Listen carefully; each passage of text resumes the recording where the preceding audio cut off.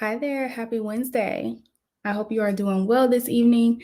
If you happen to see some glitter on my face during the course of this conversation, I just finished a rather overdue Christmas tree decorating session with my kiddos. So there's glitter all over my face. Hopefully, it's not too distracting, but I am excited to hop on with you all today and discuss this topic that has kind of stemmed from the previous video topic from last Wednesday, which was a conversation starter, a series of conversations that I think are important for us to have as pharmacists and even as other healthcare providers as we're kind of evaluating the courses of our careers or our professional trajectories.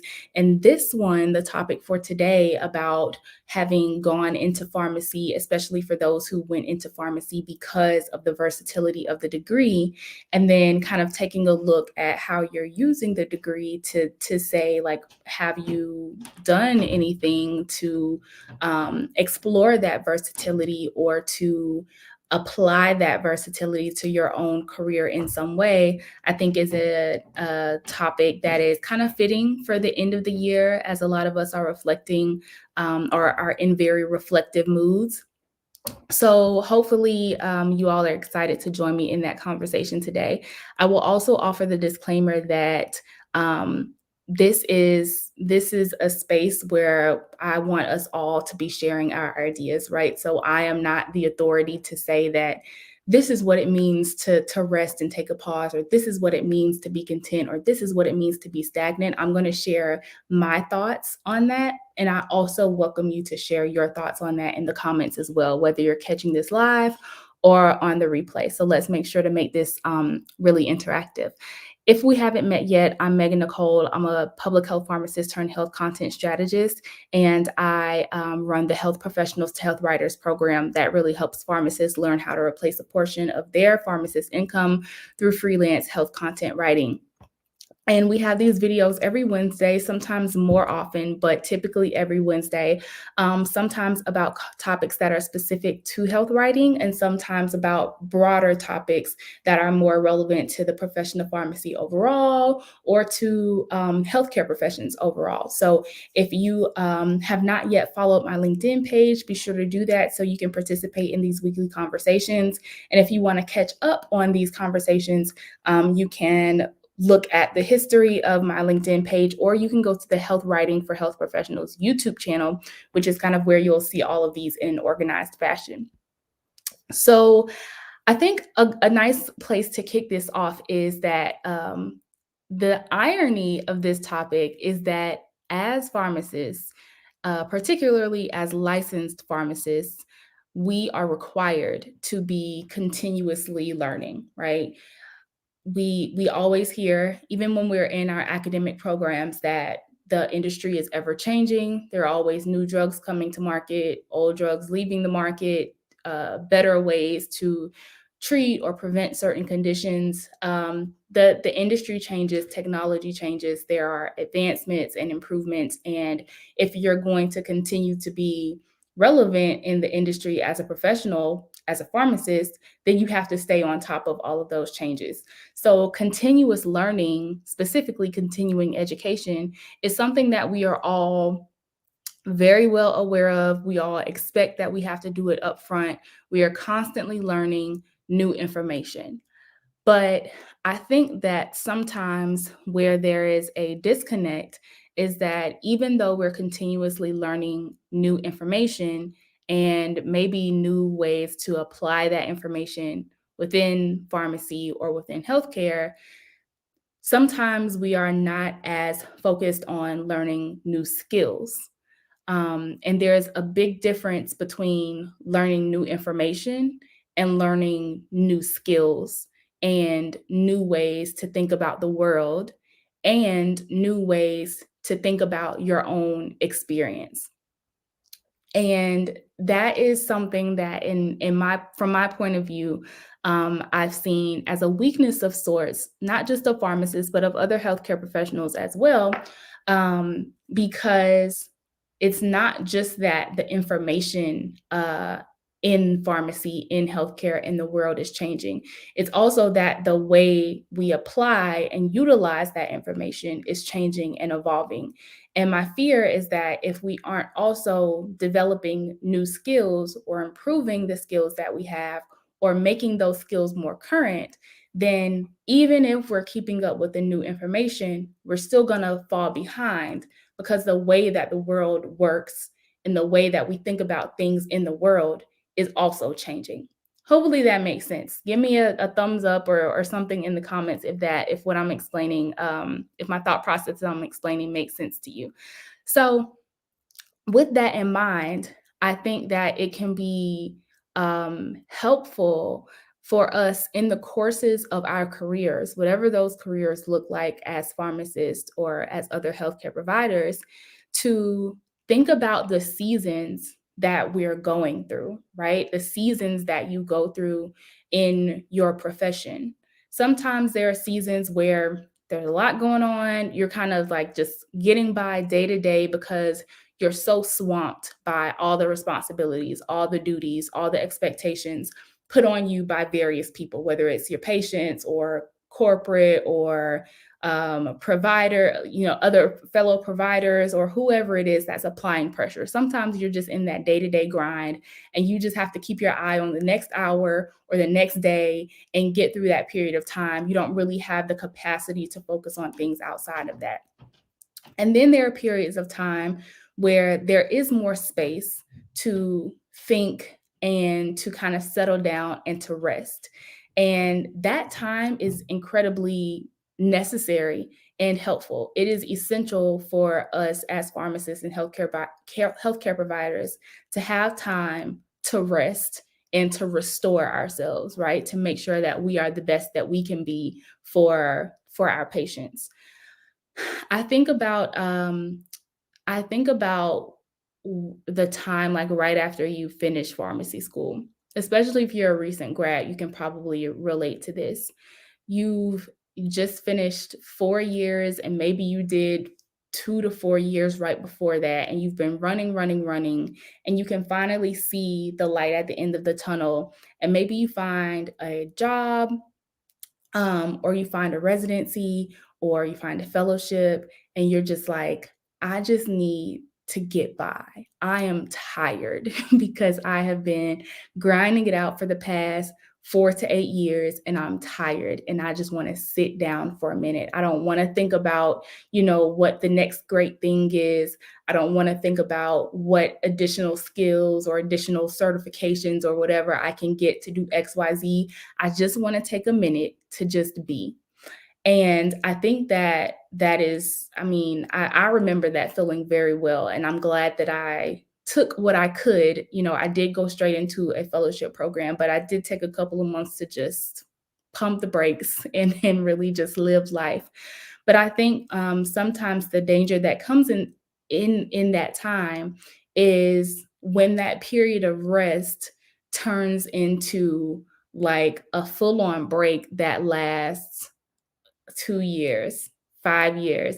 Next thing you know, 7 years, 10 years have passed, and you're comfortable, and you might not necessarily be completely fulfilled by that particular place that you're in, but you've been there for so long that you don't really know how to get to another place. And so I think the danger sometimes of kind of taking your eye off of the future is that sometimes that rest can turn into stagnation. And so for me, I think that rest is necessary and it's essential, and regardless of what season we're in, I think that rest is really important. I also think that there's a place for contentment. I don't think that you necessarily always have to be striving towards something new or better. Like sometimes you reach the new or you reach the better. And if you're in that space where you feel like this is where I can set up shop and hang out for a while, then that's great. Like don't let anyone shame you for that.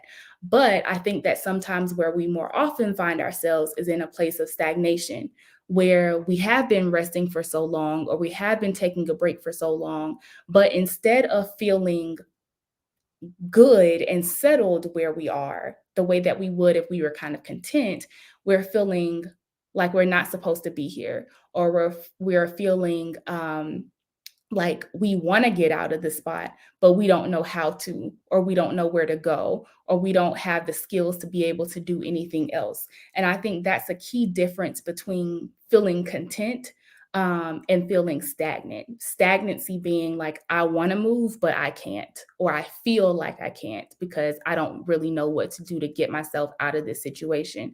I know a lot of pharmacists that I talked to when I was enrolling for the January cohort of health professionals to health writers often voiced how they were running into challenges at work, whether it was whether these challenges were related to like the work environment, or to a lack of upward mobility, or to feeling like they just weren't finding the meaning and purpose in their work that they had anticipated.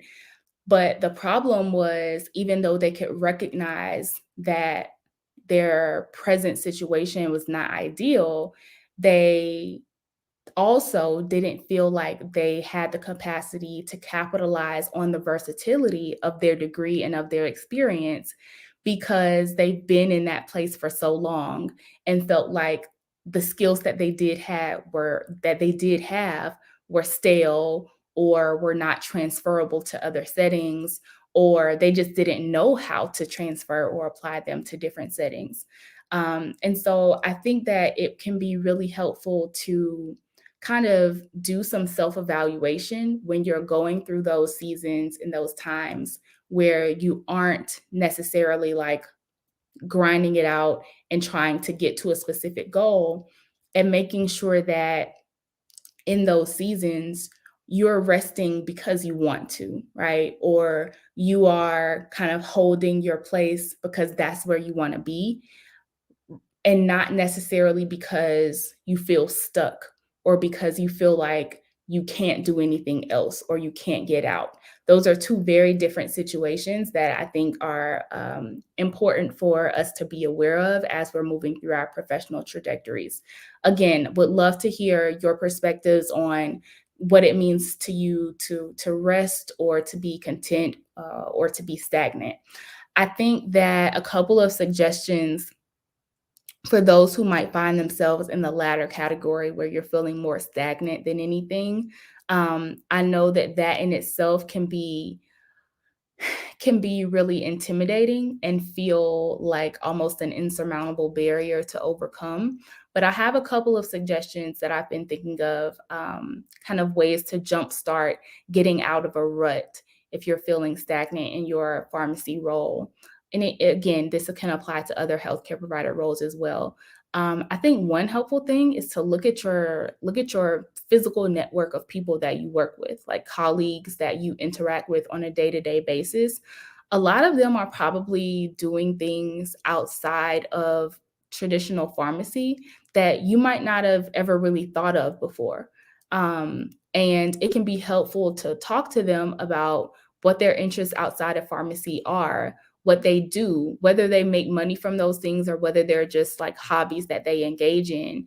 One sentiment that I've heard on multiple occasions is that some pharmacists I've spoken with they know that their colleagues are doing other things outside of pharmacy.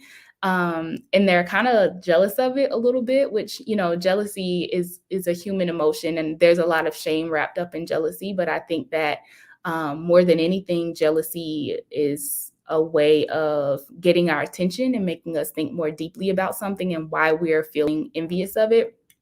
But anyway, they're like, yeah, I see this person doing XYZ, and I'm a little bit jealous because they seem to have this other outlet that I don't have. The next best option is to talk to them about that outlet, see what it is that they're doing, find out more information about it. Even if it's not something that you're interested in, it can help open your eyes to other opportunities that are available, or things that you might be interested in. So definitely take advantage of the physical network of colleagues around you. And also your virtual network. So if you're connected with different people on LinkedIn and you see them doing really interesting things, reach out to them and just ask a question about what it is that they do, or research it on your own. That's what these virtual networking spaces are all about. So that's one idea. The second idea is to make sure that you're thinking outside of the pharmacy box.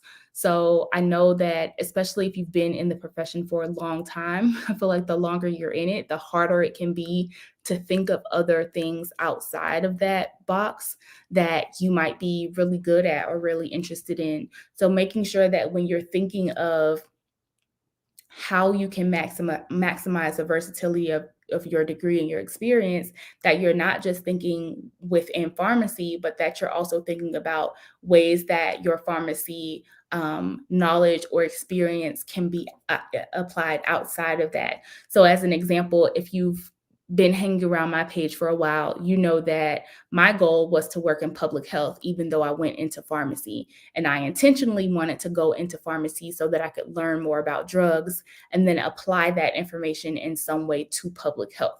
I didn't go into pharmacy with the intention of practicing as a traditional pharmacist. So that's an example of what I mean by like thinking outside of the pharmacy box. Third idea, get creative and start a hobby, literally any hobby. Okay. So don't spend too much time thinking about, oh, what am I going to do? I'm not good at this. I'm not good at that. Just start trying things. Open your mind to things that you maybe haven't done before. You could take an art class. There are a lot of virtual types of classes that you can take if you don't have time or energy, or you don't feel comfortable going out to places physically. Just doing some type of creative task regularly. And that's not to say that, oh, I'm going to choose to start like painting watercolors because I think that painting watercolors is going to be my next side hustle. The point of a creative hobby, the reason that I put it on this list is because even if you're not going to like stick with that hobby for the long haul or monetize it or anything like that, taking time, making time, because a lot of us don't just have time lying around, right? We have to move stuff around in our schedules and make that time intentionally. But doing so can create space that you might not have already, for your mind to be doing something, for your mind to be working in a different way than it usually does. And creating that space can sometimes open our minds up to having different thoughts and different ideas, and thinking of places that we might be more interested in exploring down the line. 4 is to look up job descriptions that seem interesting to you. Again, think outside the pharmacy box. So these don't have to be pharmacy specific job descriptions, but just like go through postings and read what different jobs, positions, career paths are like, and identify the skills that are talked about in those descriptions that are also relevant to the work that you're doing right now. That's a great way to kind of identify some of the transferable skills that you already have, is to see what skills other positions are looking for and identify which of those you have. And that might start to help you see trends and patterns in other types of opportunities that you might not have produced these ideas on your own. The last, I don't want to call it a suggestion, but the last opportunity here is, I think that some pharmacists, because we are overachievers and we love to do the most, sometimes we're like, oh, I want to do something different. That means I need to go get another degree or a certification. And I'm not saying that there are not some pathways that might require another degree or another certification. But the caveat that I would offer there is, have a specific reason why you are pursuing this degree or certification, and have a plan that you are confident in. Because I think sometimes we use education, further education, let me not say further education, further degree programs or further certifications as a crutch, when we don't necessarily need those to achieve whatever goal that we're trying to achieve. We just feel like we do, or it feels like the thing that makes sense to do. Or, and what I think is probably more common, is we don't actually know exactly what the end goal is. We have like a hazy idea of what it is, and we're like, oh, well, this degree or certification can help me get closer to this hazy idea. And then that's when you end up paying for a degree or a certification that you're not actually going to use, because it turns out that that hazy idea is not actually, it either didn't require that degree or certification, or you actually don't want to pursue that hazy idea anyway. So my suggestion there is if you are thinking about getting another degree or getting some type of certificate, to have a tangible, concrete reason why you're doing that, and ideally to have a specific job or pathway that you are working towards, so that you can clearly and definitively say whether this degree or certification is necessary to achieve that. So, hopefully, those 5 tips are helpful for anyone who has found themselves in this place of stagnation or feeling stuck where you are, feeling like you're in a rut.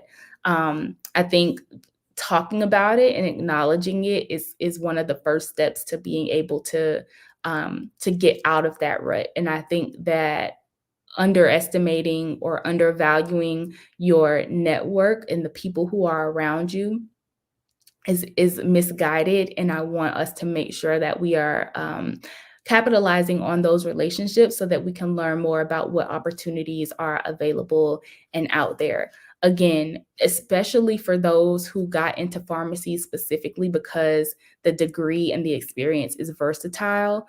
Um, if you are feeling stagnant or stuck where you are, remember that versatility, right? And think about how you can become more aware of ways that you can capitalize on and maximize that versatility, because it's still there. You just have to like reach out and grab it, and use that as leverage to help yourself out of the feeling of stagnation that you might be in right now. So hopefully this was a helpful conversation. I look forward to reading your comments and hearing your thoughts, and I'll chat with you all next week.